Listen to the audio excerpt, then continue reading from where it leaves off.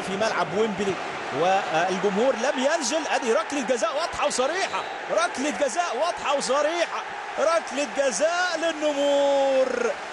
الهدف الثالث قد ياتي الان، وادي صافره النهايه. اماز الجماهير تنزل وهناك ركله جزاء، الجماهير عليها ان تخرج الان. ستيف بروس يريد ان يخرج. الجماهير اعتقدت انه صافره النهايه اتت الان، لكن هناك ركله جزاء للنمور.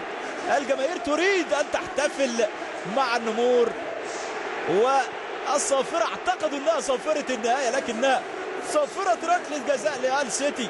الاعاده مره اخرى لركله الجزاء اللي تحصل عليها بذكاء مايلر، والخطا على نوبتون يرتكب خطا، والجماهير تخرج الان من ملعب المباراه، تخرج تطيع الاوامر وتخرج، لكنها في النهايه ستقتحم هذا الملعب للاحتفال مع لاعبيها. كنت اتحدث عن انه في 2007 2008 عندما صعد النمور المره الاولى في تاريخهم لبطوله الدوري الانجليزي للبريمير ليج، لم تحتفل الجماهير بالنزول لارضيه الملعب، لكن اليوم سنشاهد اقتحام لهذا الملعب مع صفره النهايه. من سيصوب ركله الجزاء؟ النمور على موعد مع تسجيل الهدف الثالث الان. من سيصوب ركله الجزاء؟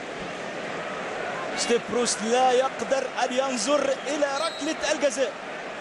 بروشفيتش الالماني اضاع ركله الجزاء، اضاع ركله الجزاء. بروشفيتش الالماني اضاع هدف واضاع ركله جزاء وسجل هدف التعديل، والضغط يستمر في اللحظات الاخيره من عمر فيها اللحظات المثيرة. الدراما تستمر في هذه المباراة أعزائي المشاهدين. وجونارسون الآن على تنفيذ رمية التماس، لاعب صاحب الأيدي القوية ينفذ رمية التماس ببراعة. جونارسون يلعب رمية تماس قوية جدا، وركلة جزاء، ركلة جزاء، إثارة ما بعدها إثارة. قمة الدراما الآن في الكيسي ستاديوم، وركلة الجزاء تحتسب الآن لمصلحة كارديف سيتي. مباراة لا ينصح بها لأصحاب القلوب الضعيفة. كنت أتحدث عن قوة جونارسون في تنفيذ رميات التماس، يلعبها جونارسون قوية، والآن ركلة جزاء تضيع على هال سيتي، وتأتي ركلة جزاء أخرى الآن. الدراما تستمر في ملعب كيسي ستاديوم، والآن ركلة الجزاء، جول جول.